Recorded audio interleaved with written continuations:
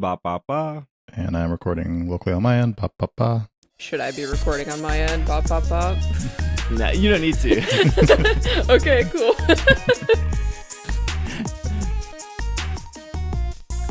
What's up, everyone? Welcome to the 681st episode of the Pokemon Podcast. It's super effective. I'm your host, Steve. With me is Bobby. Hello. I've been trading up a storm in TCG Pocket since they switched up all the trading stuff with the wish list, wish list feature. So that's what I've been doing for the last week. It's just trading. Good thing we're going to be talking about TCG Pocket this episode because I haven't done any trading. But we have traded our rotating guest chair for V this week. I'm a part of the rotation, you guys. Welcome. Yeah, I mean, you were playing Pocket. I'm fresh out of a Pokemon Friends sesh out of all the Pokemon games ever. So, yeah. Nice. Brain is has been elevated, I guess. I had my eureka moment. Now I'm here. Your daily aha moment. V, for anyone who might not know who you are you? Oh gosh. I'm V. I play Pokemon probably an unhealthy amount, maybe. I tackle all things, but a lot of people know me for the shiny hunting aspect of Pokemon, the main series Pokemon games. But I kind of dabble into all things Pokemon if you want me to be truthful. But yeah, just a very big Pokemon fan, I guess I would address myself as. Nice. A good thing to have on this podcast. Yeah, I was going to say. Maybe that's why I was chosen. I don't know. Well, speaking of being Pokemon fans, there's before we get, that was going to be a good transition. Let me lay out what we're planning to talk about this show. We are planning to talk about Pokemon Friends, and I think we've all played it. I've played probably the most of any human should probably play Pokemon Friends. There is a new app coming. I don't actually know if this podcast goes up if that app will be available to everyone. It's a Play Pokemon app, so not that exciting. And then we'll take a break, and then our second segment, we will talk about Legends Z-A. We did, I think, 20 or 25 minutes of Legends Z-A last week, but we have V here, so we want to hear her thoughts, and then there's a bunch of stuff maybe we missed, and then there is some drama with Pokemon TCG Pocket, and it's really, I don't know, it's not that dramaful. It's interesting, I think it's more interesting than it is dramaful, Yeah. but there's some changes to Pocket, so we will talk about that. And then if you stick around for our bonus segment, we'll just probably recap recent Pokemon things with like the Presents and with Worlds coming around the corner. So that's our show. Try to keep it tight here, and Pokemon Friends, I think, is a tight video game. It's a terrible transition, but it's a good try. I'm also low-key inclined to agree, if you want me to be honest. Like a lot, like I guess it's more because, especially since we're fresh out of the Presents, Friends is a game that not everyone was expecting. It was kind of one of those that, like, please take a look at this video. You're expecting like something, monument Gen 10, you guys. We're getting Gen 10 finally. And then it turns out to be Pokemon Friends. So people weren't super turned on about it. But I mean, I played it. I enjoyed it. There's a lot of aspects, specifically the creating your plush room. I actually really like that part of the game a lot. Yeah, it's super duper. It brings me back to a time to like Pokemon Ruby, Sapphire, Emerald, secret bases and stuff like that. So if you ever seen the Ratatouille meme where he eats the Ratatouille and goes back in time to like a kid and stuff, that was me playing Pokemon Friends with that feature. It's good stuff. It's good energy. I like it. Yeah. Bobby, you talked about how you played a little bit last week. Did you? I played a little bit, and I played a little bit more, but I haven't been playing a ton. I did buy so I'm playing on mobile. I did buy the base, $10 puzzle unlock thing, which is like basically what you get when you buy it, because you have to pay for the Switch version, right? So you're paying $10 for the Switch version. I think that's what the $10 is for the mobile one as well. Yeah, it is. But so I was actually I was wondering, I was doing a couple puzzles where it was, I had to rotate my phone and stuff. Is it like that on the Switch as well? Do you have to rotate the Switch or? No, it's I like just LNR it. Yeah. Okay. Yeah. On the phone, there's like a few, like this feel where you're getting out of the circle that you rotate your phone to do all of that. That sounds terrible. I'm not. That. I don't want to rotate my phone. I don't want to turn my phone sideways, but then they want me to spin in a circle. Yeah, it is a little. The Piplup sliding on the ice to get to the flag is another one where you have to kind of rotate your phone and move it different ways. You have to rotate for Piplups to slide on the ice? Yeah, I did not know that. Yeah, I'm sure you can, like, before the comments come in and say, whatever, I'm sure you can probably switch it off or something to where you can just use buttons, but like the default way that it has you do it is to, rotate your phone and stuff. So not as big a fan of that. But otherwise, no, the game's great. It's really cute. So I like it. I mean, Pokemon trained us, right? You have to flip your Switch upside down to evolve Inkay and stuff. So it's like, I mean, true. I don't know. True, very true. I should be used to it. For the benefit of the doubt, But yeah, no, it's a cute game. I don't know that I'm into the plush stuff as much. I think it's really cute, but I haven't really done a whole lot with that yet. But I do like the puzzles. I do like the idea that if you want, you can kind of keep it to, hey, I'm just going to open this up for a few minutes, do a few puzzles a day, and kind of just go on my way. Or you can, be Steve and end up playing for way too many hours. So options are always good. I feel that. This launch of this game reminds me very much of like when Pokemon Quest came out, and I remember because they showed like Pokemon Quest, they showed Let's Go Pikachu, Let's Go Eevee, and then they said like, don't worry, we're working on Scarlet, we're working on Sword and Shield, although they didn't say Sword and Shield, they just said like, I think they said like next generation Pokemon games are coming. Yeah.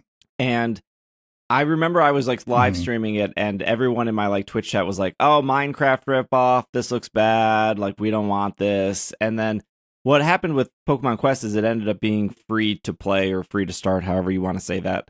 And I felt like everyone just enjoyed it because it was free and because they didn't have to pay any money. I think if Pokemon Quest ended up being like a $35, $40 game on the shelf at Target, people would have been like, nope, Minecraft ripoff, I don't want to touch it. And it kind of feels like the same with Friends. Like they're giving you that on mobile, at least, that one aha moment a day. But it is $10 on the Switch, and then $10 on the Switch unlocks everything, and you can do the same $10 on mobile, which unlocks, it just means you can play as many puzzles as you want without like the energy timer. But I don't think that exists on the Switch, probably because you could change your clock and try to like skip the puzzle or skip the timer. I don't know, maybe Switch does have games with energy, but that would probably be like work they didn't want to do. I think it's fine either way. But I think if this ended up being like a Pokemon Art Academy or a Pokemon Rumble Rush or a Mystery Dungeon that was like $40 on the shelf, I don't think anyone would have. I think people would have been more mad, I think, is what I guess I'm trying to say. Anyone remember Pokemon Duel? I remember that. That was... I love Pokemon Duel. I love Pokemon Duel so much. I was one of the, like, maybe 3 content creators, baby content creators, was like, we're going to make this the biggest game of all time. And I had put a couple of gameplay episodes on, and then I just decided not to after a while. But that was a good... I mean, I liked it, but I kind of agree. It was just... I'm worried a little that Pokemon Friends might fall off like Duel, like Quest, like those kinds of games. But, I mean, I don't know. They could possibly add more DLC. I have no idea what their plans are for Friends, but it would be interesting to see how it evolves. Like my chat was already like, are they going to add shiny plush, like shiny Pokemon plush to Friends? That would be like, I mean, I don't know. I would pull the gacha machine for that any time of the day. But I'm wondering, or are they just going to leave it alone? Right? I have no idea. Yeah, I don't really care about the plush room aspect of it. That's funny that like V was like, oh, I like that. Like I'm big on that. Yeah, collecting the plushes. Interesting. There's like the town thing where you can like give plushes to townspeople, and that's fine, I guess, too. I just like doing the puzzles. I'm very into like just hitting the puzzles. For the record, I have the pricing up here. I bought everything on the Switch, which comes to $33.99. I paid my own money for that. I'm not paid by anyone to say that this is a good game. Number one, I like puzzle games. So like, do I think this is the best puzzle game of the year? No, because Blue Prince came out, and I think Blue Prince is one of the best puzzle games I've ever played. You get me. You get me. Oh my gosh, I could talk about Blue Prince I know this is a Pokemon podcast, but it was so good. Y'all, to the point where I'm not even joking, I didn't look up anything up. I had 11 pages of handwritten notes. I took out my Procreate app to like draw like constellations. I learned about the Boolean method. I learned about so much stuff playing that game. It was so good. I highly recommend. Very, very good. But yeah, I guess in your point, I am a big puzzle fan too. Like I've played a lot of like even like the Nintendo Switch Online, like the Mario Picross, like those little puzzles like and stuff Pokemon like that. Picross was good too. Yeah, that was on the 3DS, I think, right? And like that kind of stuff. There's a side game that I play. It's called Stitch, where it's kind of like crocheting and stuff like that. But it's kind of similar to like those numbered coloring pages. It kind of reminds me of that. What you're talking about. Yeah, so I'm just big on puzzles in general. If that's not a thing that you're into, fine, then Pokemon Friends is not for you. But I don't know, I kind of ate that up, y'all. It's a good game. It's fun. So I'm over 10 hours in Pokemon Friends. That's wild. More than me. That's wild. Which if you so for the pricing structure, like I said, $10 unlocks everything, and then there's two bundle packs, and they're both $15 separately, or if you buy them together, they're $25, or if you buy everything like I did, you save like $2 or whatever. But the bundle packs they each add 2 more puzzles, so you're paying $15. I think this pricing is bad, for the record. You're paying $15 for 2 puzzles and then more plushes and more decorations for your room. So if you only care about puzzles, your best bet is just to spend the $10 and you will get at least a dozen hours of playing puzzles. If you care about collecting everything and you like to pull the little gacha machine to get like a Koraidon plush or an Ogerpon plush, and you want like a couple more, like literally 2 more puzzles for each, so four more puzzles total. And I'm looking at the 4 puzzles they're giving, and I actually don't think they're that good compared to some of the other puzzles. Then I would just skip that. I guess if you want the full game, spend the $33. If you just want nothing but puzzles, just spend $10. If you don't want to spend anything, here's the problem. My biggest problem with Friends is if you're free to play, you will probably never get to the hard puzzles, and you will have the same consensus the internet came to by just watching a trailer, which is like, this is a baby game and it's easy. I'm telling you right now, I feel the dumbest person in the world playing this game. Like once you get to like level 5 and 6 and 7, it gets so hard. But the problem, which I think is the only problem with the game, is it takes kind of forever to get to level 5.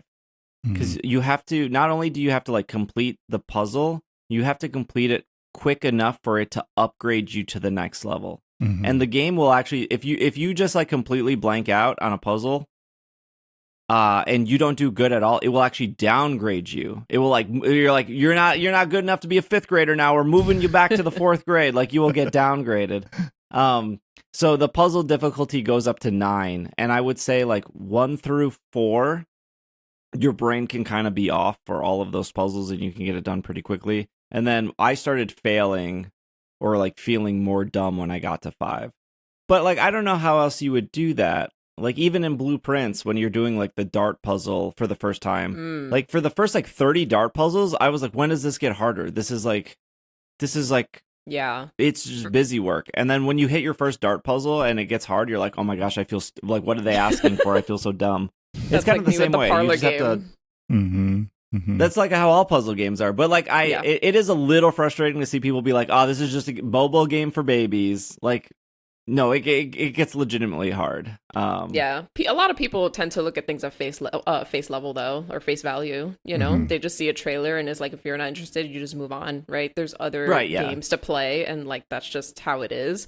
But yeah, I guess it's one of those, like, the point, I guess, from what I see is just give the game a chance, right? Like, give it a chance. If you have the $9.99, the $10, you then go for it. I mean, there's some puzzles where I'm playing it at level 1, and like you said, like I'm looking at it and I'm like, oh god, when I get to level 5, this is gonna be the worst feeling of all time. Like, especially for me, it's like a lot of the 3D ones. There's like a Porygon puzzle where I'm just like, oh no, this is gonna be the worst. And then one with it's like a wind blowing thing. It has Pidgeotto in the background. I can't remember. I like the wind blowing thing. I feel like I'm good at that one. Yeah, I'm on level. I mean, I played the level 1, but that's one of those that I was just like, oh no, this is gonna be real bad when I get further up. But I mean, I guess that's cool. It presents the challenge, right? You know, it encourages you to do better. So you do get stumped, you know? There's like a Greninja puzzle where I don't like that Greninja puzzle. Cuts the shape, and it's like a perspective puzzle, and I'm so bad at that one. There's also like the stamp rolling puzzle, which is another perspective one. Who's that one? What's the Pokemon that's a part of that? It's just there's like a different Pokemon. It's always a starter Pokemon, so it's like a Scorbunny or a Tepig or like whatever. And then you have to figure out like when the little stamp square is like rolling, and you have to figure out when it's gonna land on the face to like stamp the paper. Oh, okay. Yeah. That's awful. My favorite one is probably if we're talking favorites though, my favorite is probably the Litten one, where it's kind of like he has to climb to the top of the tower and stuff like that. I know it feels baby, but one. Yeah, that's what I was gonna say. It reminds me of Cubert. It kind of reminds me of Pokemon Conquest, which is another deep cut. I know, we're old. It's fine. But yeah, it kind of reminds me of that kind of like Fire Emblem Tactics kind of feel, except you're just climbing up a tower. I actually like that one a lot. Yeah, it's good. There's like the Golden Go one, which I really like, where you have to like you have to like draw a line in order and like line up the coins. So it'll be like 20. So every time you move a space, it's like 1, 2, 3, 4. But then they'll have coins that'll be like 5. So you have to like go to that 5 first, and that has to be your 5th one, and then you have to like get to 20. So you have to draw a line without like overlapping each other, which is really good. And then there's like the standard TikTok one where like Pikachu has to draw a line with. It was the one that was shown in the trailer. Oh yeah, and it's like really easy, and you'll see like a TikTok filter of like this with like draw the line and follow it, and of course the person on TikTok is like getting it wrong, so you like have to install the filter yourself to be like, I did it my first try, it was easy. But I got all the way up to level 9 on that one, and on the website it says there's 1,200 puzzles. And because I've hit level 9 on a lot of them, I will get recycled the level 9 puzzle because I can't like finish it, but I'm not doing bad enough where it like downgrades me. And I cannot figure out like the last level 9 Pikachu draw puzzle. I just don't have enough timer, and every time I failed it like 3 times, and I'm like, I loved this puzzle up to this point, and now I'm too dumb to figure it out. It's the lightning one, right? Where you have to draw to like, oh, okay. Kind of like, it's giving the Sutopolis puzzle, where you have to like get all the ice and make sure you hit all of them before you get to the end and stuff like that. Exactly. Yeah. Yep. That's what it reminded me of. And I was just like, again, the whole Ratatouille scenario. I'm just like, it brings me back to a time. It's super good. There's like for those that haven't played it, there's like red and blue, gold, silver, pretty much all Pokemon games. There's like the strength puzzle where you got to move the rocks. They have that with like Makihitu. There's the Piplup Ice one, so just like the ice caves. Yep. So there are puzzles like you would play in Pokemon. I just think if you play for free, which is totally cool if you don't want to spend $10, it's going to take you like over a year to get to like hard puzzles. Yeah, it is unfortunate they don't have a way to show people that, like you said, early on in some way, so they can see why it could potentially be worth $10 to, if they think these things are too easy. But some people just want to have that little, 3-minute like aha moment. Moment. Yeah, exactly. And just kind of move on with their, I think we talked a little bit about this last week, but it's kind of like, you go and you do your like Wordle for the day and then you're done and you just kind of move on with your day, right? So you can have that here where you just do your like 3 little puzzles and then, you move on with your day if you want, which I think is really cool. Because that's just not how mobile games are these days, right? It's like, how can we get you to stay in this game as long as possible? And this has that, obviously, has that way, but it also has a way of doing it where you're not forced to stay in the app. You can really just play it for a few minutes and then put it down if you want. So. There's nothing wrong with that. No. There is like a stamp you can get every day for checking in and doing a puzzle, but I don't think that matters. Like you don't get punished. No, it's just like a it's just documenting that you played that day. I want to let you know it's not I like played Pokemon Go where you get punished for like missing a day. I mean, I played this morning for the first time since I had gotten it or received it day one. So it's like I received it that day. I streamed the game, and then I didn't play for like a week until I guess today. And then so that was my second stamp, and so I put my little EV stamp, and they can report they did not penalize me or anything like that. Yeah, they didn't shame me for not doing my puzzle. Yeah, I'm like, I like the game so much that I'm trying to get level 9 on everything, and I have like half the puzzles at level 9. So like there are, I don't know how many puzzles there are total, but each puzzle can go to level 9. But like I said, the website says there's 1,200 puzzles, so it must be like 9 times. Somebody divide 1,200 by 9. That's probably how many puzzles there are. Yeah, it's too much math for me. I'm trying to. That should be one of the puzzles. Is how quickly can you do this? So 133 puzzles ish. Somewhere around Maybe. 133 puzzles. Okay, that's that. There's not 133 unique puzzles. There must be variations of different puzzles. Yeah, if are there 9? There's up to 9 levels for every puzzle. Yeah, and the thought is that they say like 1,000 puzzles or whatever because there's 9 levels to each one, right? Yes. Well, also each puzzle in itself has 3. So like when you're doing like the Piplup, or when you're doing the Piplup Ice, like when you're doing sections, that, yeah. 3 sections. Right. But those are all separate puzzles. Yes. Yes. So that would fall on. So it would be like 9. Oh God. 3. 1,200 divided by. It doesn't matter. There's a lot of puzzles. There's a lot. 44 puzzles total. It might be. I feel like it's closer to like 30 unique different, like 30 themes. Like there's the Greninja, there's the Pidgeotto, there's the Litten, there's the Pikachu, there's the square one, the triangle one, the Spheal, the Makihitu, the Cyndaquil, the Pumpkaboo, the Mr. Mime. The Mr. Mime one makes me feel really dumb. The Sableye one makes me feel dumb sometimes. Oh, I love the Sableye one. Like there was a moment, again, I'm thinking back to when I first played it. It was level 1, and it was the last section, which some of them have 3 sections, some of them have like, don't they have like 7? Like there's like 7 sections. Yeah, like sometimes they'll have a little bit more depending on depending on what it is. But yeah, the last section of level 1 of the Sableye, I was like, uh-oh, wait a minute, rotate it the right way. I wasn't in danger of running out of time, which you are timed for these puzzles, but I was like, I got a little nervous is all.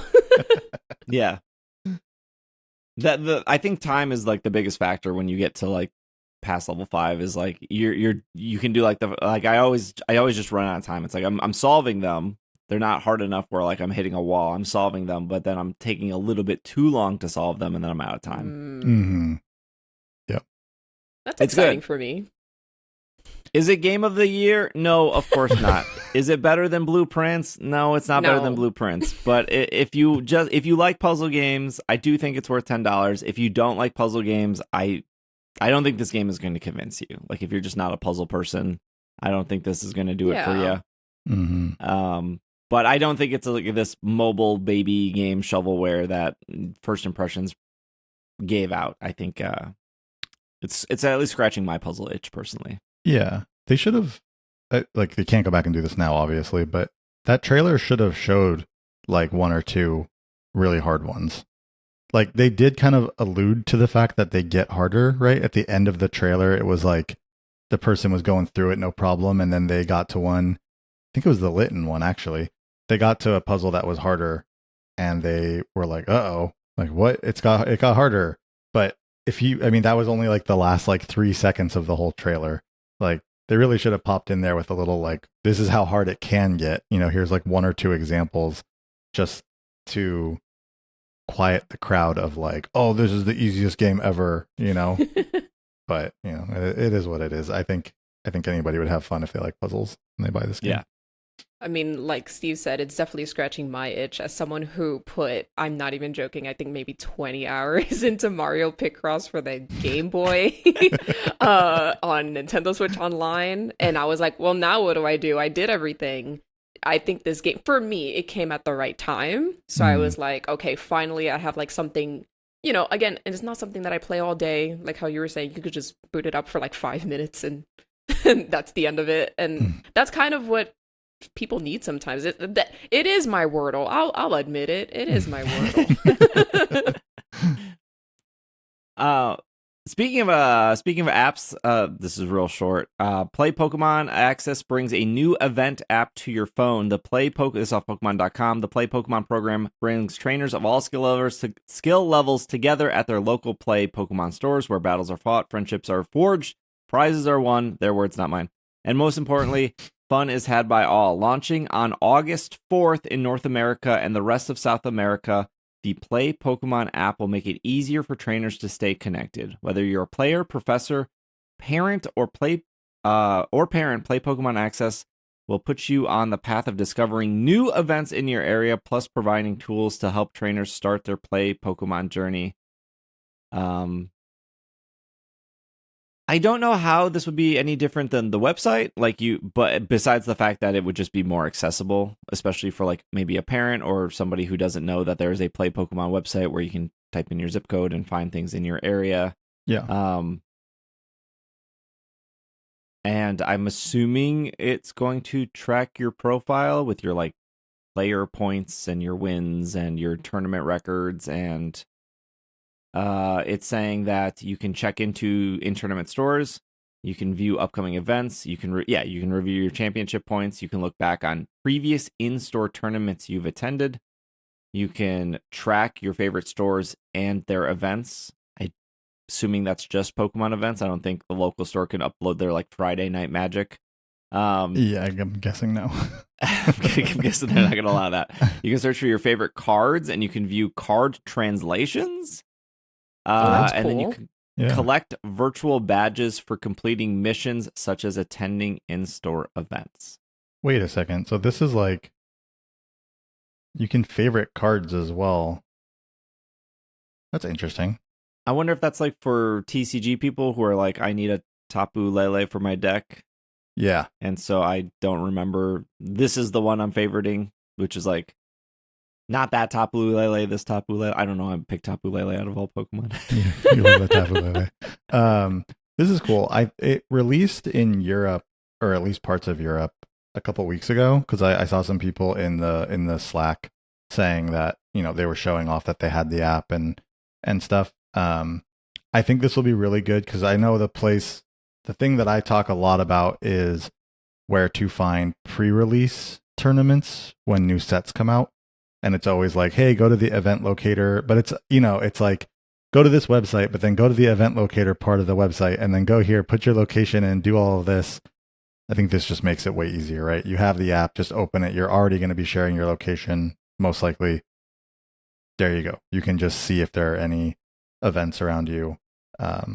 So, yeah, it'll be a lot like the website, but I think it'll just be nicer to access, easier to access. And I'm interested in the fact that they have all the card, like, because that means they're gonna have all the cards like listed in the app. If you can pick favorites, it seems interesting. Maybe the cards that are relevant or like that are in the rotation, because I don't think they would show everything. I don't think they would either. But in this screenshot, they've got like a tag team Snorlax Eevee card from Sun and Moon series. Oh, interesting. So,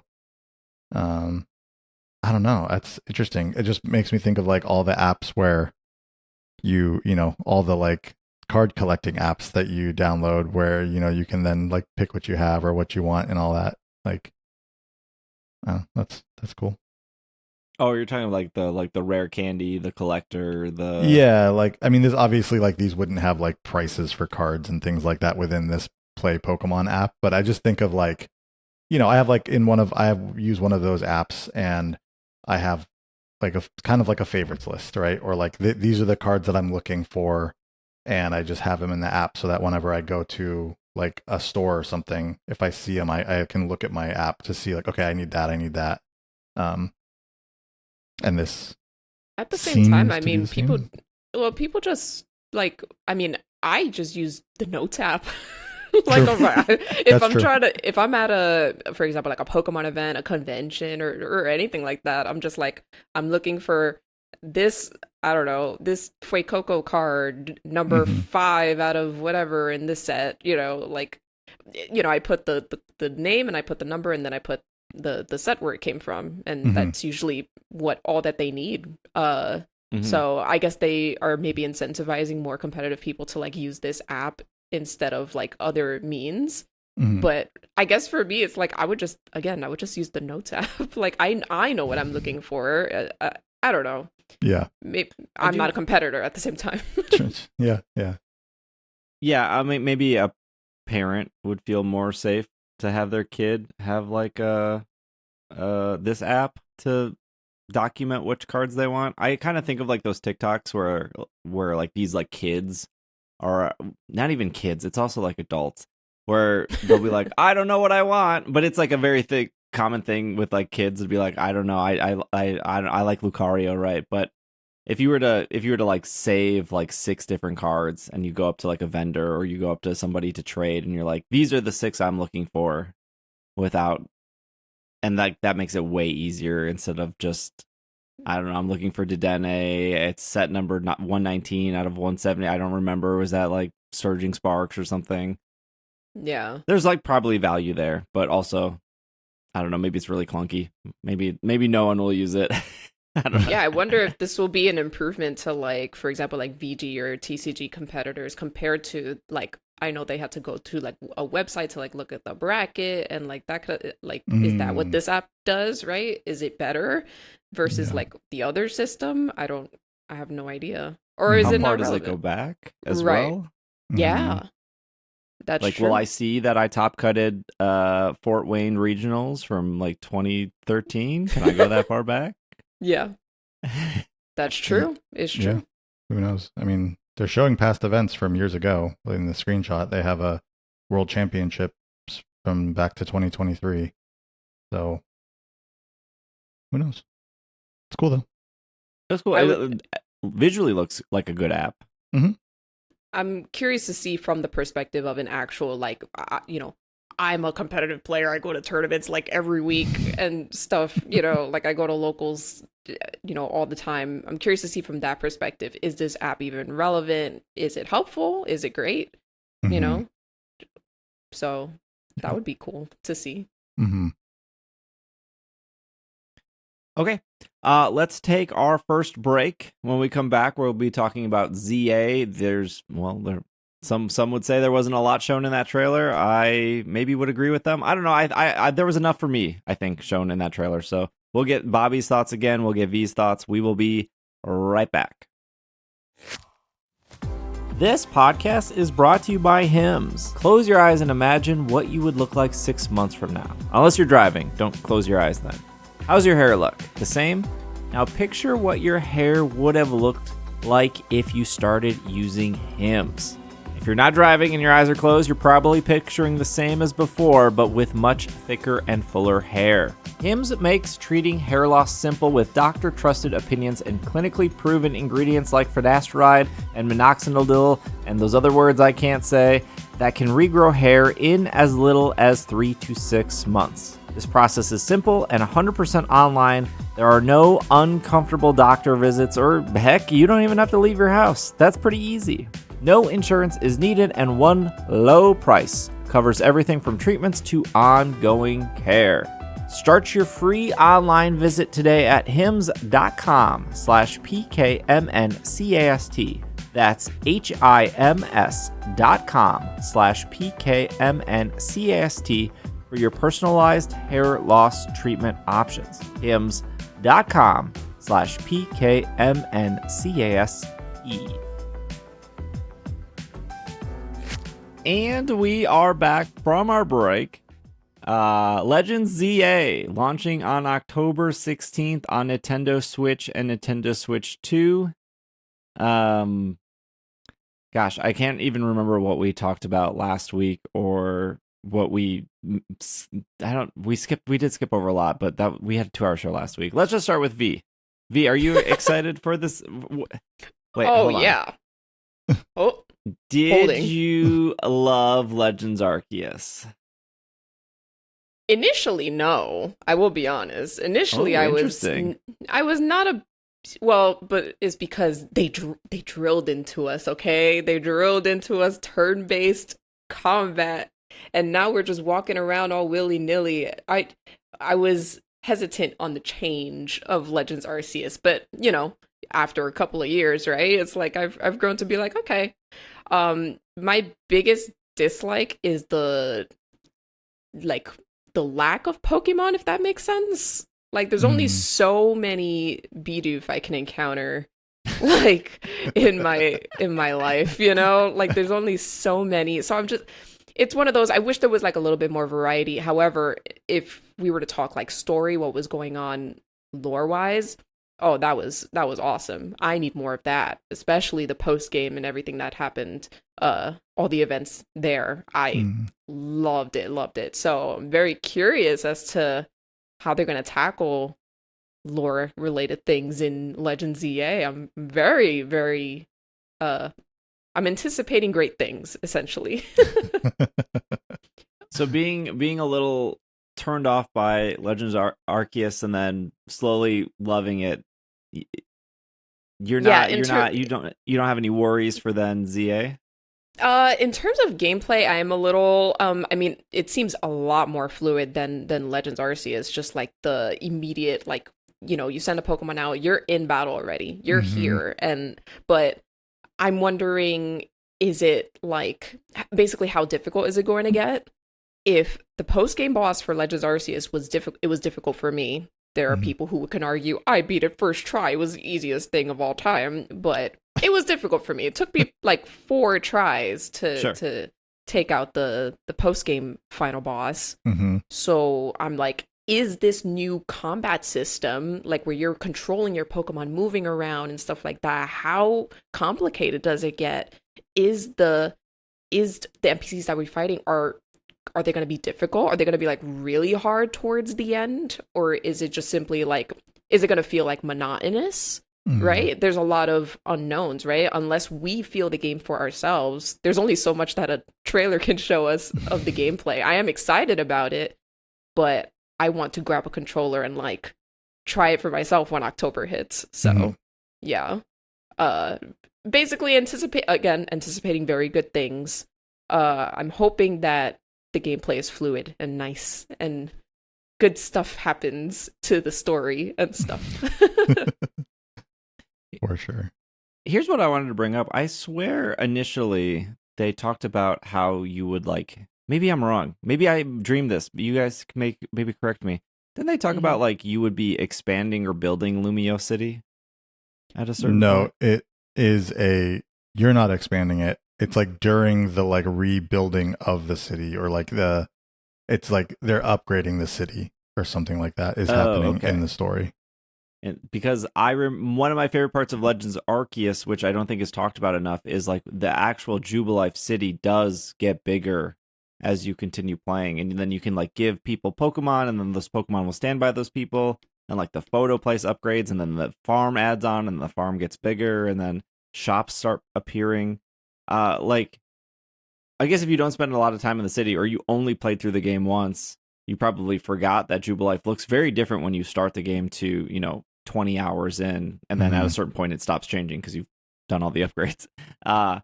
But I was like, that was one of my favorite parts about the game, was like watching the city upgrade and then also doing those quests for those people. Like I was one of the people that wanted to try to get the NPCs like a shiny Pokemon. So like they had like a shiny, and like that doesn't change or do anything, but it's like I just made that task for myself of like, oh, I bet I can find you like a shiny Parasect or something, and that would be cool. And then that's always going to be standing there, and I can like come back and be like, oh yeah, I remember doing that.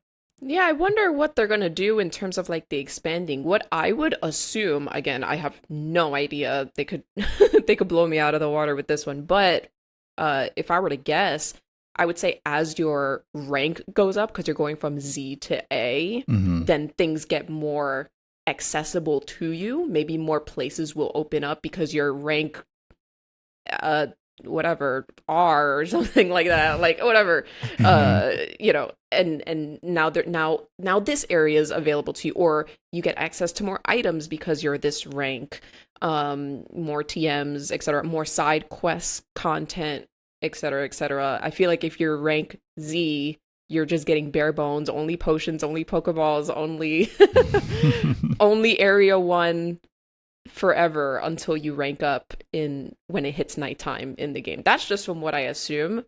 Yeah. So I can see there being that expansion of Lumiose in that sense. So yeah, I guess that's my thoughts on it. Yeah, I think Steve, what you're thinking of is, so if you look at, they actually say it here under the Lumiose City section of the website. The story is set in Lumiose City, where an urban redevelopment plan is underway to shape the city into a place that belongs to both people and Pokemon.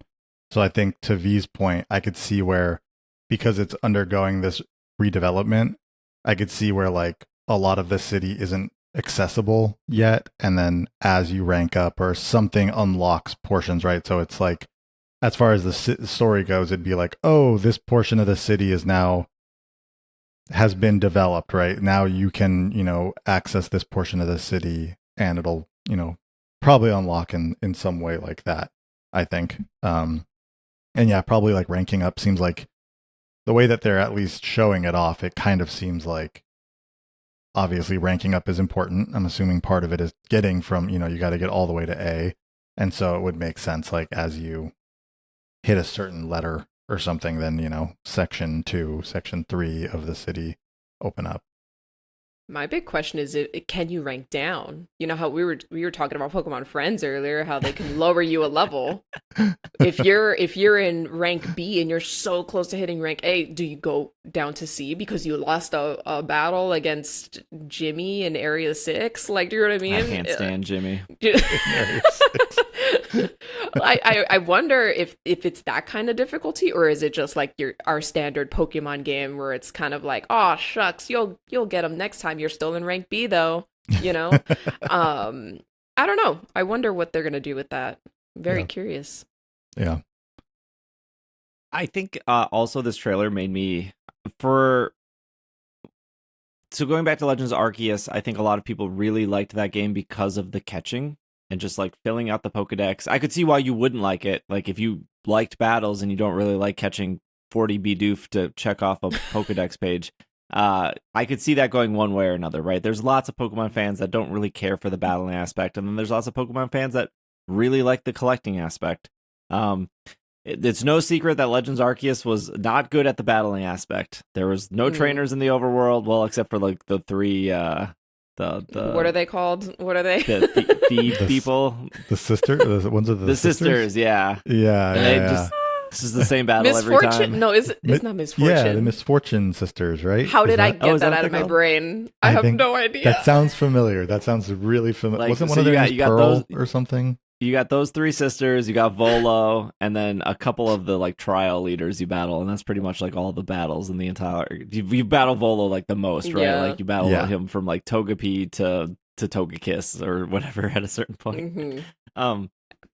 So when they're showing Z-A and they're showing like all these battles, I'm like, this isn't what people liked about Legends Arceus. They like the catching, and you're not showing the catching. But the last trailer made me seem like, okay, the catching does seem here. It does definitely seem. We talked about this maybe 2 months ago on the show. Like, it definitely seems like 2 game modes. During the day, you're doing the catching, and at night, you're doing the battle. And I'm not saying that there won't be some battles during the day, or there maybe won't be some catching at night, but it does seem like there's like a split here. And they say on the website, on the press release here, during the day, trainers can explore the vibrant city and find Pokemon in wild zones, where they will encounter strong wild Pokemon known as Alpha Pokemon. So I know we saw Alpha Pokemon in the trailer. I know everyone was like, "Oh, Alpha Pokemon!" They finally confirmed Alpha Pokemon are here. So maybe that's what makes a Legends game is Alpha Pokemon. These Pokemon are larger than the regular counterparts. They'll have glowing eyes, and they're particularly powerful and difficult to catch. So that seems cool. That seems like, yes, during the day, you'll have the Alpha Pokemon, you'll be completing your Pokedex. And then they say, at night, players can compete in the Z-A Royale and aim to climb the ranks, win battles against even more powerful trainers awaiting as players advance. One of those trainers the players will be facing is Jimmy. No, I'm just kidding. One of those trainers the players will face in a promotional match is Corbo. Is that how you say his name? Corbo. Mm-hmm. Corbo. Mm-hmm. The boss of an organization operating in Lumia City called the Rust Syndicate. So yeah, I think I think one of the trailers showed somebody battling a trainer during the day, but I'm assuming that's just a normal trainer battle. You won't rank up at all. Probably just like you'll get like it's just for fun, 2 potions when you beat them or whatever.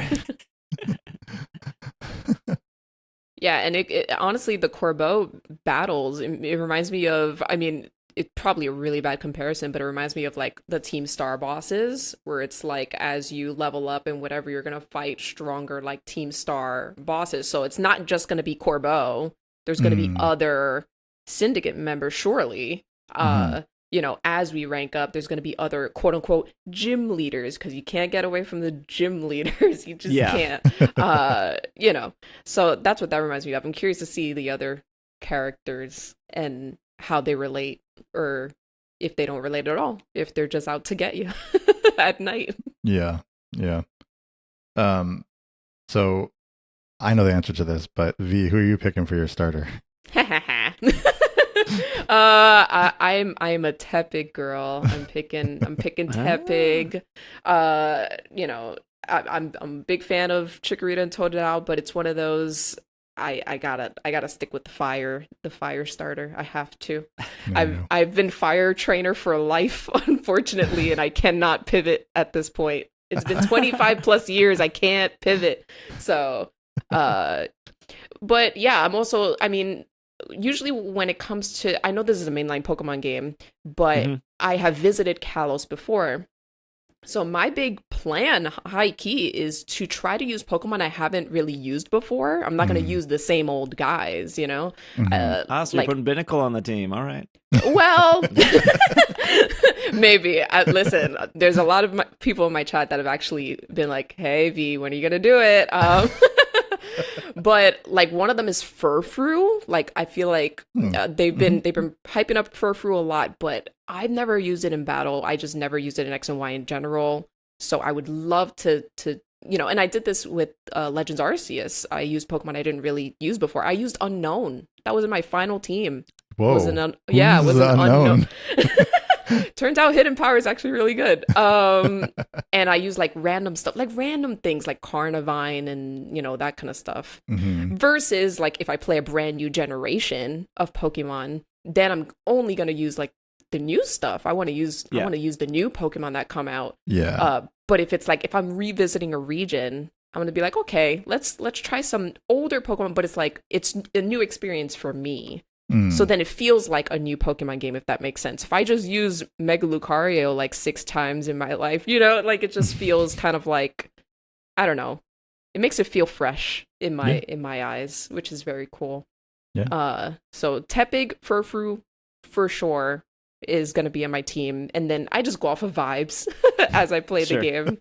Who resonates with me? Well, speaking of megas and speaking of vibes, what is your opinion on Mega Dragonite? Oh, it's spicy. Because a lot of people don't like it for some reason. Well, it could just be a vocal minority, but probably, yeah. Yeah. I mean, when it comes to Dragonite, again, Dragonite is, for me, it's a Pokemon that just exists, okay? It's like, I don't love it. I don't hate it. It's like it just kind of like, I don't know. Some people are neutral about lots of Pokemon, like, so I'm neutral on Dragonite. So when Mega Dragonite came out, I was like, wow, this is really cool for the people that like Dragonite, like this is awesome.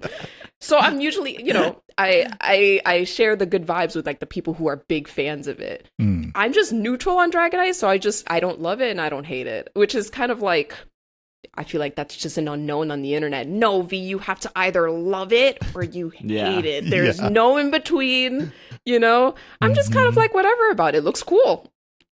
And that's it. I think so too. I'm with you, V. I'm very neutral on Dragonite. I think the thing that stands out to me is seeing the fan art of Mega Dragonite and being like, it should look like this. And all of the fan art makes Dragonite look like really cool. Like the Mega Dragonite look really cool. And I just think like Dragonite isn't a cool Pokemon. Right. It's a derpy Pokemon. It's always been like, with maybe the exception of like Lance's Dragonite that you would see in like animation. Because like Lance's Dragonite is like pretty aggressive. Like even like Ash's Dragonite, or just like Dragonite has like this like tiny wings and like bug antennas, small head, and like huge thighs. Like it's never been like a particularly intimidating Pokemon. So for it to get like more derpy, which I don't think is, I like derpy Pokemon. So that's not a bad thing for me. It just seeing fans make these aggressive, very stylish, cool looking, almost like falling under Zekrom, Reshiram territory. Because I would say Zekrom, Reshiram are like cool Pokemon. I don't think anyone would call Reshiram like a derpy Pokemon. But like Dragonite has always been more derpy than cool. I mean, for me, it's like I feel like Mega Pokemon have always been an exaggeration of a Pokemon's features. If I'm looking for cool, aggressive, I would look at Garchomp. And Mega Garchomp looks very aggressive and very, 100%. And if I'm looking for a silly little guy, I look at Ampharos, And it's like, he's a silly guy. And now she has luscious hair. Right. Very silly. That's the, right. But then it's also like, I think of Mega Aerodactyl, where it's just like, it's literally a fossil. So the exaggeration is that it has rocks protruding all over its body. Like, that's just what Mega Evolution is. So if you see Dragonite as derpy little guy, they're going to over exaggerate the features and stuff like that. And I kind of like that they kind of pulled towards the evolutionary line with Dragonair. They added the pearl on the tail. They added like the overextended wings and stuff like that, because Dragonair can do that. Like, it's really cool to see, in my opinion. Yeah. I think I said this last week, and I'll say it again. I think they should have shown 2 Megas. Because if you are under the category of like, I don't care about Dragonite, or I don't like Dragonite, or maybe you love Dragonite but you didn't like this Mega Evolution, you didn't have a lot else to grab onto. Whereas at least if they showed 2 Megas, you could easily say like, well, I like Mega Starmie more than I liked Mega Dragonite, or I liked Mega Dragonite more than I liked Starmie, or like I think that would have made a little bit more. That makes sense. I also can understand if they're keeping a lot of the Mega Pokemon like close to the chest until launch and stuff like that. They're running like, out of time. I do agree, and people do get impatient. I totally get it, totally understand. But like, for example, a lot of people want to see Mega Flygon, if that's ever like a thing. But I'm gonna keep it real. I think they're not gonna show it. I think they're gonna show it when the game, like, when you purchase it, and it's going to be shown in the game, if they were to show something super hype and super anticipated like that. Dragonite was already anticipated. They're like, okay, you get a little teaser of what Mega Pokemon we're going to be revealing. I don't think they're going to show. I mean, I would love to be wrong. I would love to be wrong, and they show us Mega Flygon and stuff like that, but I think they're keeping like the really hype stuff like very close. But who knows? We'll see. Yeah. Also, okay. Oh, go ahead, Bobby. No, I just agree with what Steve was saying. Like, there was so much vocal, like, I don't know, not outrage, discourse. but discourse. Yeah, discourse. That's a good word. discourse about like Dragonite. I just feel like that would have shifted into now we're comparing two megas instead of this is what we got, we don't like it, right? It's like, oh, I didn't like Dragonite, but hey, this one was cool, or like this Dragonite looks better than this other mega that they also released at the same or the debuted at the same time. So I feel like it would have changed that conversation a little bit, but at the same time, I am a fan of not seeing stuff early. Like I do like going into a game and being surprised by what I'm seeing. So it's like two sides, right? On one side, it's like, oh, that would have, the conversation would have been a little bit better, I think, if there had been two. But like now there's a chance to be surprised by one more Pokemon or one more Mega Evolution than before. So it's kind of as someone who was traumatized by the Pokemon Sun and Moon reveals, which is literally everything. They revealed everything during Sun and Moon. They sure did. Guess what they didn't reveal? A Alolan Geodude, and I think that's it. They showed everything else. And I'm just like, yeah, they showed everything. They showed every Alolan never Pokemon showed Alolan except Geodude for early. But that was the surprise. I just, again, as someone who I'm traumatized by it. I don't. That was a. Someone at Game Freak loves Geodude, and they're putting it in every game, no matter what. I just don't want to see too much. Is all I'm trying to say. I don't mind little things, little teasers here and there, but when you give us the whole bit of the game, like how they did in Sun and Moon, then you're not looking forward to anything when the game comes out. You're not looking forward to any surprises because you've seen it all. So it's like, that's just how I feel. I know it's exciting, new Mega Pokemon, first time in like 11 years. And I know people are anticipating, but you just gotta be a little patient, y'all. Just be a little patient. The game's coming out soon. Yeah, it's true. You think for a fandom with a bunch of shiny hunters, they would be more patient, but here we are. As someone who shiny hunts, yeah.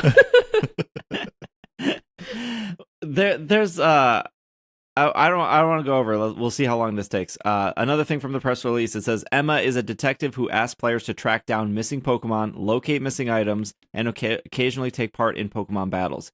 Trainers can also assist Mabel, who is the acting director of the Pokemon Research Lab, who analyzes Pokemon and the reasons behind their growing populations. In return, players can receive TMs and other rewards for their help. It seems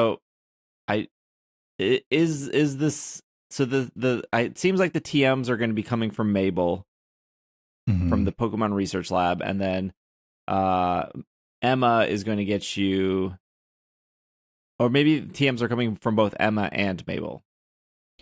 What I don't know, from what I assumed in the trailer, I just saw the trailer. I and maybe read a bit with my community, but I felt like Mabel was giving like Professor Laventon, in Legends Arceus, like, complete the Pokedex and we give you rewards and stuff like that. So I think Mabel is going to be our Laventon, which I'm totally okay with. So it kind of scratches that itch of the Legends Arceus players. Catch more Pokemon and you can get more things and, get more rewards and things like that. And it's a level up system. It reminds me of like a battle pass or something like that.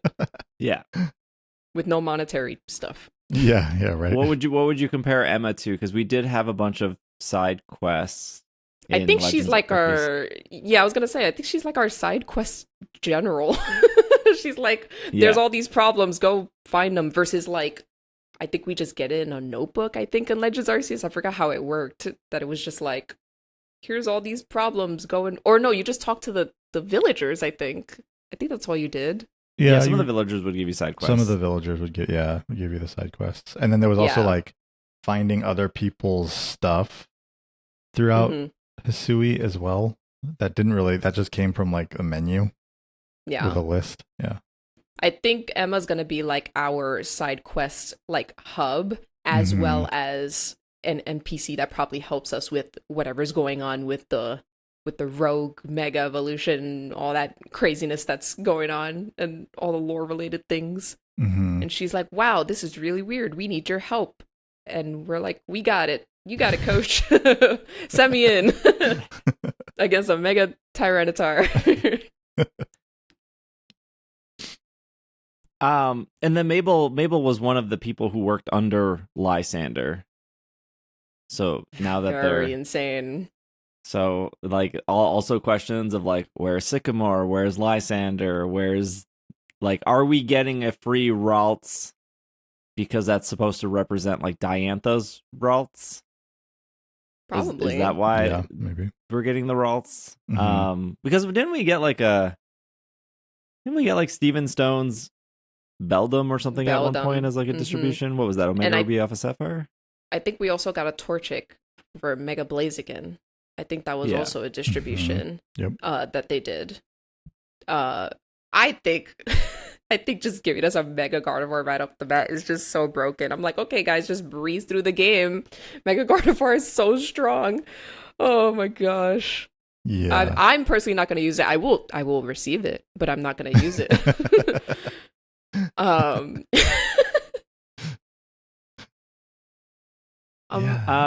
Yeah. There's some other stuff we can talk about, but we have plenty of time before October 16th. Maybe next week we'll maybe go in depth with more Rogue Evolution, but I don't want this podcast to run over because we already gave you guys like 2+ hours last week, so we'll take a break.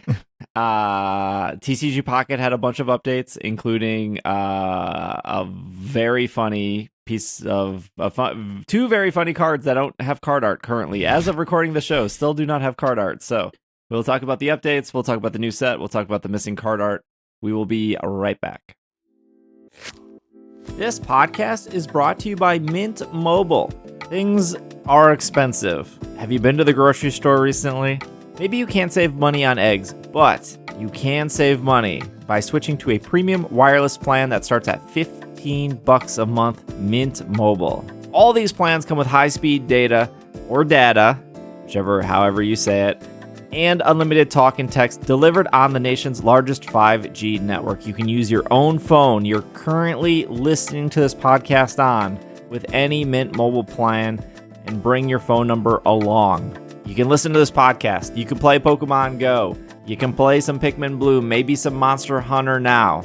I don't know why I just named 3 Niantic games. You can do all of that on your Mint Mobile plan. You can ditch your overpriced wireless plan and get 3 months of premium wireless service from Mint Mobile for $15 a month. Data, no matter how you say it, don't overpay for it. Shop data plans at mintmobile.com/PKMNcast. That's mintmobile.com/PKMNcast. Upfront payment of $45 for 3-month 5GB plan required, equivalent to $15 a month. New customer offer for the first 3 months only, then full price plan options available. Taxes and fees extra. See Mint Mobile for details. And we are back from our break. All right, let's do TCG Pocket. The new set is I closed my show notes.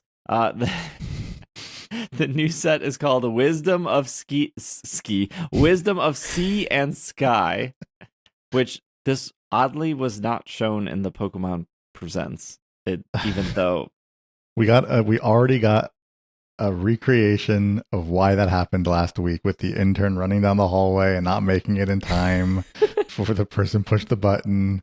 That's got to be what it is. It could be the only reason. Yeah, even though like the Italian trailer leaked seconds after the Presents was over, so like the trailer was done. Yeah, guess so. Johto region featured in the expansion Wisdom of Sea and Sky. There are over 200 cards to collect across 2 booster packs, headlined by the legendary card art coming soon and the legendary card art coming soon. There are powerful Pokemon EX also in the Johto region. You can keep the Johto vibes going with a new display board binder cover featuring diving Pokemon and rainbow Pokemon starting July 29th. There's actually a lot to this set, and I think most of that got taken away by the card art coming soon. Maybe let's just start with that. Yeah. Bobby, you want to give a little synopsis of what happened there? Yeah, so I don't know when this actually was. It was like 2 days before the set came out, right? Or maybe like a day before the set came Yeah, out. they showed like I thought they showed like the teaser like post, Yeah. So and then from there that's when everything happened. right. So there was a Ho-Oh card, the immersive Ho-Oh card, um, was found to be what looked like traced from parts of it were traced from fan art. So when the actual original artist of this fan art saw the immersive card, they noticed similarities to their own art that they had done of a very specific picture of Ho-Oh. And so this picked up traction, obviously, because then a lot of people started realizing, oh yeah, that Ho-Oh was essentially copied from this picture that was fan art. And so that gained a lot of traction and everything. And then Pokemon TCG Pocket actually responded, which I think surprised everybody. Probably. I have that tweet. Do you want to say the tweet or say the it statement? says they responded very quickly, for the record, because the set came out on July 29th, and then they responded at 11 p.m. on July 29th, so same day. They said, "Thank you for your continued support and passion for the Pokemon trading card game Pocket. We want to share an important update regarding the upcoming expansion, Wisdom, Sea, and Sky. It has come to our attention that there was a production issue regarding the illustration of Ho-Oh featured in the immersive card artwork Ho-Oh EX 3-star and Lugia EX 3-star. After internal review, we discovered that the card production team provided an incorrect reference material as an official document to the illustrator commissioned to create these cards. As a result, both cards have been replaced with a temporary placeholder that the team is actively working to replace with new artwork as soon as it's ready. We are also conducting a broader investigation to ensure no similar issues exist elsewhere in the game. To all our players who have been looking forward to the expansion, and to all the talented illustrators who work to bring Pokemon World to life, we deeply apologize for the inconvenience this has caused. We take this matter very seriously, and we are committed to strengthening our quality control process to prevent this from happening again. Thank you for your understanding and patience and continued support of Pokemon Trading Card Game Pocket." Yeah. So that's good. They took responsibility. And as it turns out, as you can see from the statement, but they also made a further, I saw it on another, I think it was on Poke Beach or something, but there was a further statement like with them saying, please stop slandering the artist, because most times the artists are given, here's the Pokemon you're going to draw, but do it with your own originality, to the picture. But there are times when they actually do ask them to basically copy a material they're given. And that's what happened here, is the artist was given what they were told was official materials from the Pokemon Company. And they were someone that material happened to be someone's fan art. So the artist just did what they were, asked by the Pokemon Company to do this, copy of this or this redrawing of this artwork. And as it turns out, it wasn't actually official Pokemon Company artwork. So, because my initial thought was I was a little worried because that artist has done cards in the past and they're very good. So my first thought was like, oh no, I hope they don't, remove them from being able to do card art in the future, because they're so good. Their art is so good that they've done in the past. But it sounds like the Pokemon Company is really taking a full responsibility. Pokemon Company and creators are really taking full responsibility here, which is also cool to see. I don't know. I didn't really expect that, but it is good to see. Yeah, I kind of appreciate that, like they took the brunt of it, because it is on them, right? So maybe it's just to not keep that stain on that artist, because like you said, they make really good art, and so like this could be just like a permanent mark on their record, potential work in the future. And I understand if Pokemon has to be like, hey, that was not on them, that was on us.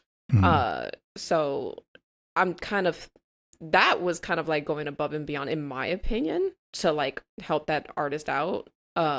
So I think that was nice of them at least. But yeah, this whole situation it was kind of messy from when it initially dropped, and I was just seeing everybody talk about it online, and I was just like, oh boy. Yeah. And I guess as we're talking about this now, it still hasn't been fixed. We don't know what the new art is going to look like yet.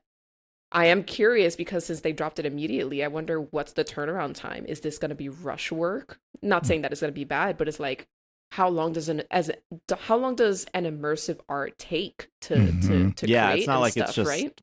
It's not like it's just a 2-star or something. It's immersive. So like, somebody has to animate it then after the art is done. Yeah. Exactly. And so I wonder how long it's going to take. It's interesting that they had to remove both the Ho and the Lugia artworks, because that's just interesting, because it shows you like, oh, these cards were going to be connected in that way. They were like, I don't think, I might be wrong, but like, I don't think there have been immersive cards in the past where the artwork for one immersive card would have been in the other immersive card. But in this case, it must have been, because I was gonna say it seemed pretty different. Like I think of like the differences between like the Dialga immersive versus the Palkia immersive. Those were two completely different things going on. Yep, exactly. And then the only other packs we've had are the 3 first ones, right? Which are Mewtwo, Pikachu, and Charizard were obviously different. And then the Celestial Guardians was Lily and Guzma, so those weren't connected at all either. So it, like, of all times for this to happen, not only is it that there is the one immersive card, not only was the artwork having to be removed from an immersive card, but one that encompasses 2 immersive cards. So I feel like that's going to take a little longer to get new artwork out there. So the artist Nanahara, I think how you say her name. Also, just for a side note, because I know PokeBeach is the biggest TCG website, and a lot of people are following PokeBeach. Bobby's mentioned PokeBeach. PokeBeach keeps saying his. She has female on her profile. That's bad journalism. I'm just gonna call that out. Like, she's already getting dragged enough by like Twitter comments. We don't need to like misgender her. And I've tried. It's still not corrected as of this. It's really annoying. Anyways, she's so incredibly talented. She did Annihilate from Surging Sparks, Flareon from 151, Goldeen from 151, Gothorita from Paldea Evolved, Greninja EX, which was the SVP promo.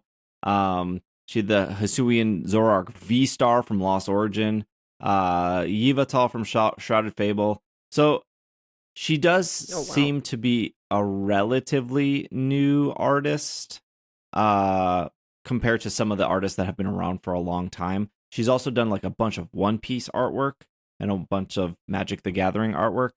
What I want to say is, when I went to Creatures headquarters back when Pokemon flew me out to they didn't pay for my flight to Japan. When they provided me free hotel and access at Yokohama for the World Championships, and then they took me to Creatures. There's your disclosure. It was really interesting to like talk to. There was like 5 artists that weren't necessarily Creatures employee, because a lot of the artists are just like commission based. But I believe the artists there were like really like long time artists with Creatures and whatnot. And then we obviously talked to the head honcho, the head honch crow of Creatures, which that dude was like, my favorite Pokemon is Gengar. He also said like a lot of things. He also said like his favorite thing was he wants to see like tag team returned. And then he also said, like, I'm just trying to think of the things that stood out to me. It was like his favorite Pokemon was Gengar. His favorite like gimmick was tag team. And then his gimmick that he thinks that they could definitely improve in the future was V-Union, which was like the Exodia of Pokemon thing. cards. Yeah. So those were like the 3 takeaways I got from him. But anyway, some of the artists, and during that, like, I think we had like 2 hours at Creatures, they were saying that sometimes they could just draw whatever, and then that would be like cool. And then sometimes Creatures would be looking for something very specific. Like, we want you to draw this. And I think one of the questions I asked is, I was like thinking of like the Koraidon card. Now it's like which set and which. Oh no! It's the Koraidon with the Dedenne in it. Oh yeah, it's the special illustration rare from SV Base. Yeah. Oh okay. And gotcha. One of my questions was like, if you're an artist and you're told to like draw a Koraidon, do you get to like include like, oh, I'm going to sneak a Dedenne in here, or like, do you just want Koraidon, or can I like put more Pokemon in here? And they kind of didn't really answer it, which is like probably I think it was more like the translator kind of cut half my question out and then translated it to them. But their response was like, we want to make sure the card is like focused on that specific Pokemon, but like sometimes we're lenient with other Pokemon being in and sometimes we're not. But as for this Ho-Oh, seems like they definitely wanted this Ho-Oh to be based off this artwork that they thought was official artwork. So the deeper question is like, who was the person that put this artwork into the thing, and then who was the person that then decided to then, because I doubt it's the same person, right? I doubt the person who put the artwork in was also the person that told Nanahara to then do that. There's probably like so many different people of like, how are we deciding the set? What Pokemon do we want? What kind of artwork do we want?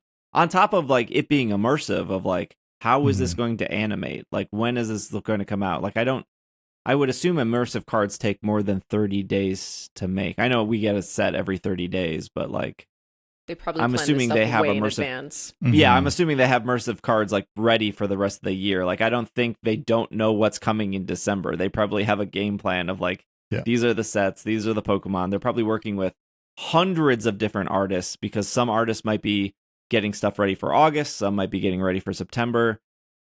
They're probably some are getting ready for October. So I understand there's a lot of moving parts. I think getting a card that says artwork coming soon is very funny. Yeah. Yes. I will say the memes that have come out of it have been incredible.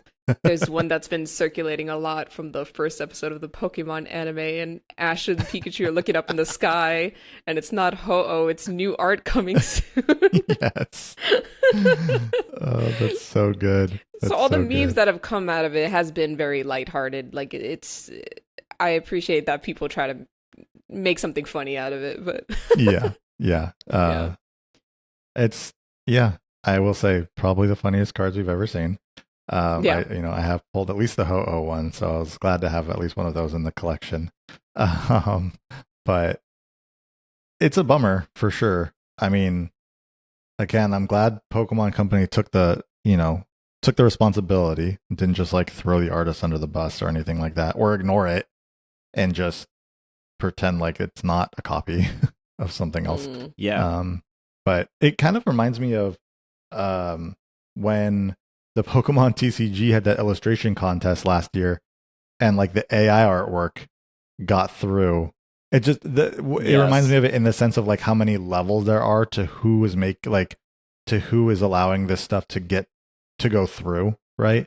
And it was kind of similar conversations when that happened. It was like, okay, well, there are different layers to like how this stuff is getting through there. It's got to be being passed between people. And so it's hard to like, it's not the same person who like accepted this as the same person who's letting it through, right? It's probably different people. And so it's like one team not talking to another team or figuring these things out in that way.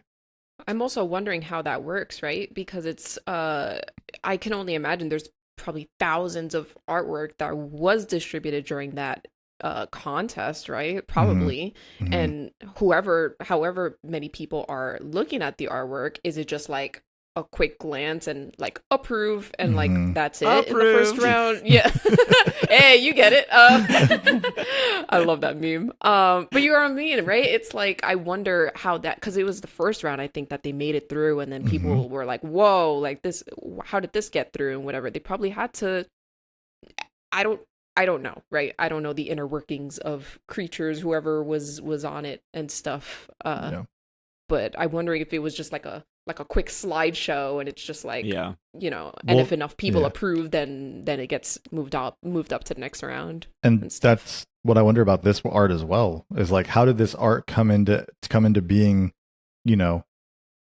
tagged as official artwork from the Pokemon Company, right? Like, did someone, same kind of thing, did it just kind of come through the system and it was like, okay, like this is good, like quick glance and move on? Or it's just interesting, because they literally are coming out and saying like, this person was given what was said to be official artwork, and it wasn't. and then it just makes you think like, well, how is that possible? How do you, like, how do you not have like an archive of every Yeah. official art you've ever made ever in Yeah. I don't know. But I don't know their inner workings. Yeah. All I know is that like I will let you know I still haven't pulled it yet. I have an unspoken rule where if I haven't pulled an immersive, I can't move on from the set. So I'm currently stuck in Eevee Grove until I get that Eevee immersive, and then I move on to the next set. So that's a good rule. Yeah. So I mean, maybe when I get to Wisdom of Sea and Sky, maybe the artwork will be fixed by then.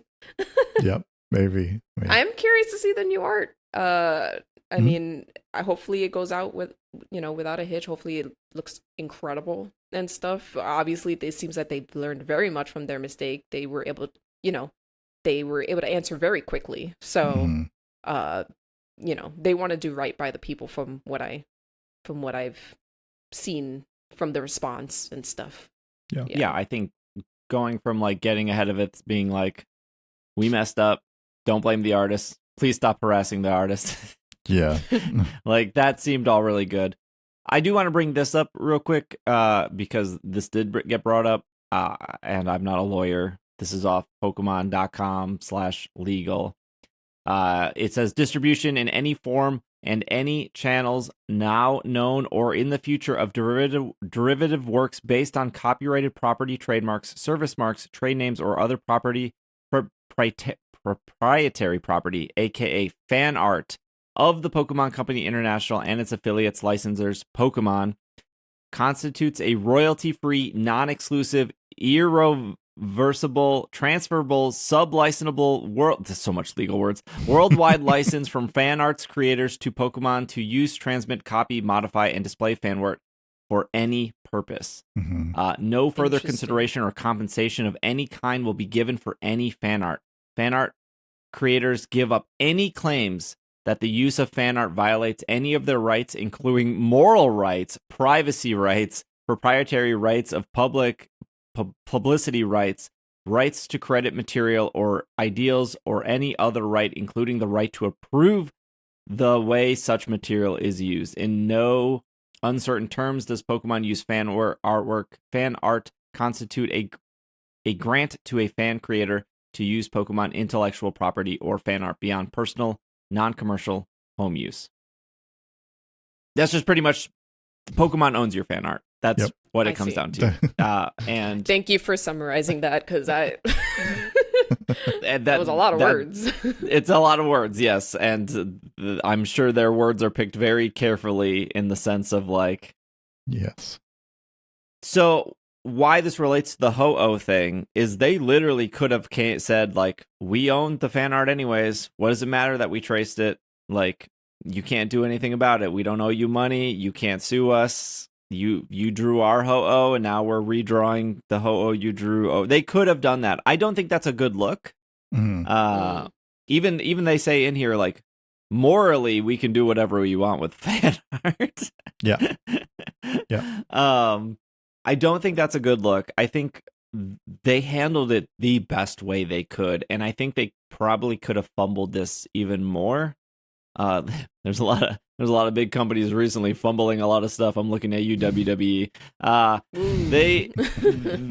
They could have fumbled this, and I don't think they did. Obviously, the fumble was how did fan art get into official art, and then how did that was told by the artist.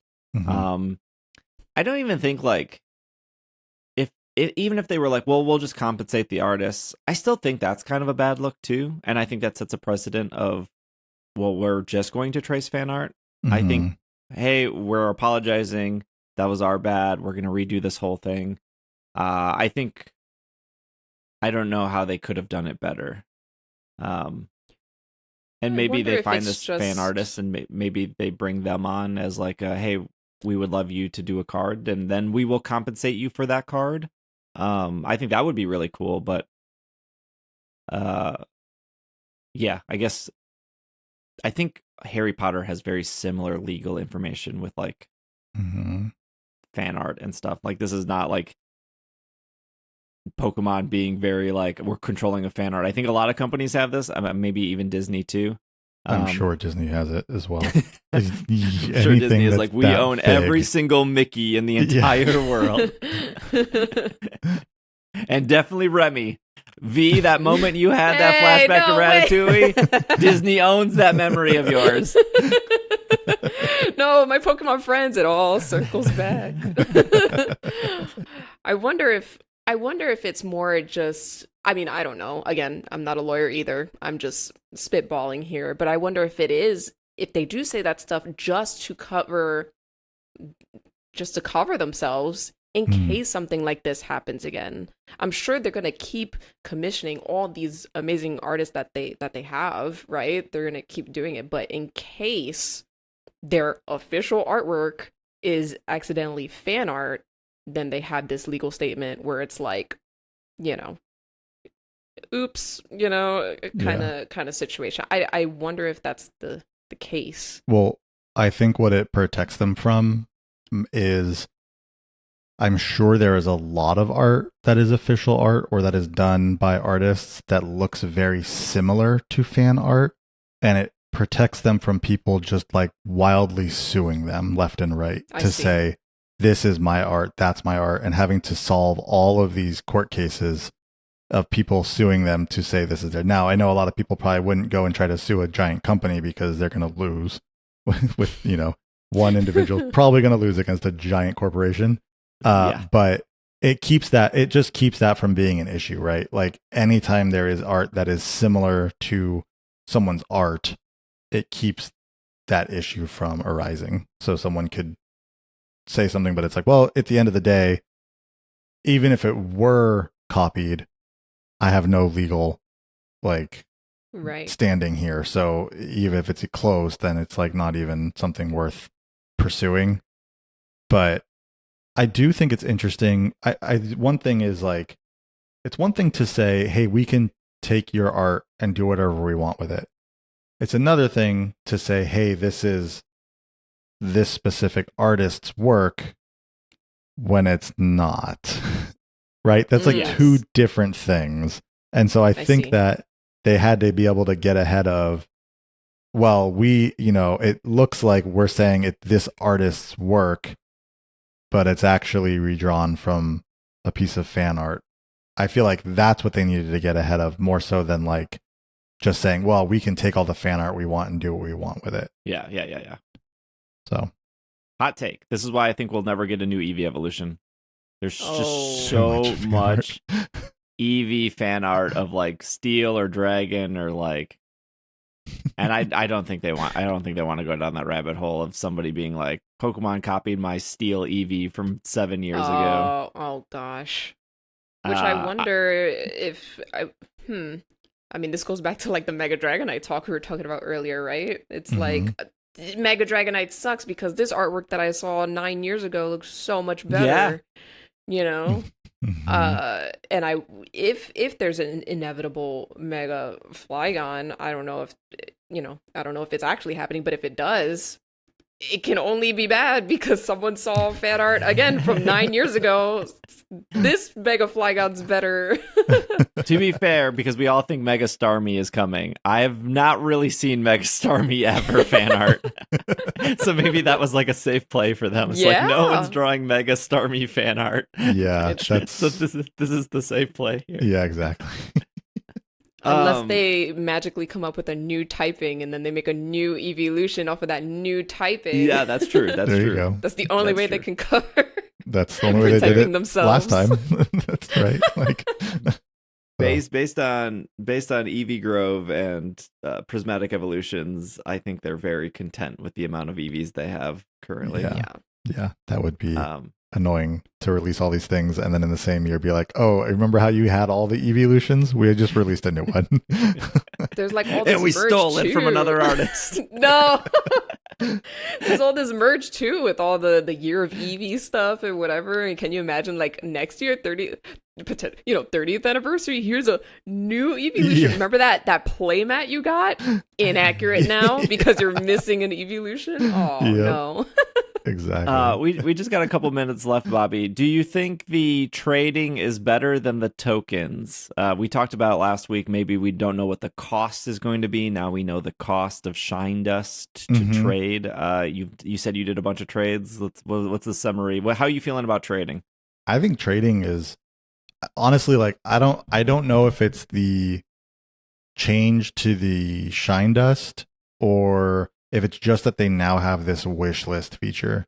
The wish list feature is the best thing they could have done, because now what I'll do is I'll just be sitting there, I'll scroll through my friends list, see who has a card that I want, go in and or see who has a card that I have, right? Go in, and if I have duplicates of that card, I'll just put it up for trade to them. They can see my wish list, so when they get that card, they can then look and see what I want. And I've gotten like multiple 1-star cards that I just didn't have before, just being able to randomly trade with people. So I think that's a really good feature, and it definitely makes trading more exciting. As far as switching it from tokens to shine dust, I mean, I think that was the right move. I think it's 4,000 shine dust to trade a 1-star, which I think would be the most expensive because it's the rarest, right? The rarest of the cards you can trade. And chump change. It's not that bad. I mean, I've got like 230,000 shine dust or something. So I think the thing that actually will run out quicker for me is like I can't do too many trades because I have to let it reset. The cooldown. The cooldown, because to like recover an amount of those, are they also tokens? I don't remember what the currency is for those, but to recover those, it's kind of a lot, and so the cooldown is kind of where the stopping point is now. But yeah, I think it's good. I think trading is fun. I think if you haven't traded since the new system, like go out there, create your wish list. Like you can just do it right. You can just go and go into the card collection. You do have to, if you want to wish list cards you don't have and they are secret rares, you do have to do the thing where like you go into your card collection, you go to the little search button, and then you have to turn on being able to see the card, like the secret rares you don't have. There's a couple steps to it, but if you go into the search thing, you scroll to the bottom, you can like turn on the cards you don't have. And then you can go tap on those cards, and you won't see the card, but you can then wishlist it. You can still like tap the heart in the top right corner to wishlist that card, and then it will be on your wish list. So when other trainers are scrolling through to trade with you, they can see all those cards on your wish list. But should definitely go do it. It's much more fun now than it was a week ago. Will I finally complete Genetic Apex? Will it finally happen? Yeah, like I was kind of excited to go through, and I just wishlisted. You can wishlist up to 20 cards. So I just wishlisted all the 1-stars that I didn't have so far. And so now I'm going through and I'm seeing like, oh, I've actually completed like all the 1-stars from these sets. So yeah, definitely a fan. It's how it should have been from the beginning, but I'm glad it's here now. I'm glad they did it. I need like 3 1-stars from Space Time Smackdown, and like I think one's like a Magmar or something, or like a Magmortar. I don't know, something that no one would ever ask for, because it's like, what? No one wants this card, right? I think it's very good that TCG Pocket is just like responding to like all the feedback. Anything negative, they have been on it. Like whether you care about trading or not, whether the Ho-Oh thing bothered you or not, it seems like they're really like responding to the people. They see a concern and they're like, oh shoot, we have to do something about it kind of situation. Mm-hmm. So I kind of appreciate that like about Pocket. Yeah. Obviously it's a different team, but they're both DNA, but it just feels like the Pocket team is like very tuned in and the Masters team is kind of like MIA. Like obviously they're still posting and like they're doing the giveaways and they're still making Masters content, but also Pocket makes 25 times the amount of money that Masters does, so it's probably a much bigger team. They probably have have high spirits of. Well, I mean, anyone would have high spirits when you're just rolling in millions of dollars for selling digital PNGs to people. So they're also, it's a newer game. And so they've been able to jump in from the start and be this way, which is kind of like, it's good and bad on the company side, right? Because now they're held to a standard, right? It's like, oh, they actually respond really well. They're doing these things quickly. And so now I kind of expect that kind of response from them going forward, because we can see how they're doing it. Whereas, you think about like when Pokemon Go first came out, how much of a mess that was. And it's like, well, we expect, it's like nowadays, it's like, well, we expect it, we expect this kind of communication, or we get the this consistency from Niantic we deserve. And so, but I think they're doing, I think the Pocket team's doing great with all of these responses. And yeah, they really did make trading a lot better, in my opinion. Like, I didn't think, when they first announced it and everything, it was like, yeah, this might be a little bit better, but I don't know. But no, it's one of the things that I do in the game before even like Wonder Pick or something, is like, I'll go check trade list real quick, see if there's anything to trade, and then kind of go from there. So I feel like I've been doing Wonder Pick a lot less. But that could be a whole other topic for another day. But yeah, or it could be a topic for our bonus segment. Hey, there you go. We're gonna wrap up here. For the freeloaders who won't make it to the bonus segment, that makes it sound so mean. Thank you so much for making it to the end and listening. For those who will not make it to our bonus segment after the credits, V, where can our listeners find you? Oh man, I'm everywhere, Agent V, on every platform probably ever. And I had also started a podcast with Steph of Anime, who has been a guest here before. She has. Yeah, and that podcast is called Baton Pass. Nice. But we don't just talk about Pokemon stuff. We talk about all sorts of related things. So if you want another podcast to listen to alongside this one, there's that one. Gabby was also on Baton Pass. Hey, there you go. Gabby was on the show too. It all comes full circle. Full circle. But Disney doesn't own that, for the record. That's owned by us. Heck yeah. If you want to listen to a little bit more V and to not get any ads in the episode and to listen to future bonus stuff, it should just be 15-20 minutes after the credits. I'll tell you how to get the secret 6 card in your booster pack for TCG Pocket. I'll give you the secret formula. No, it's not the Krabby Patty secret formula.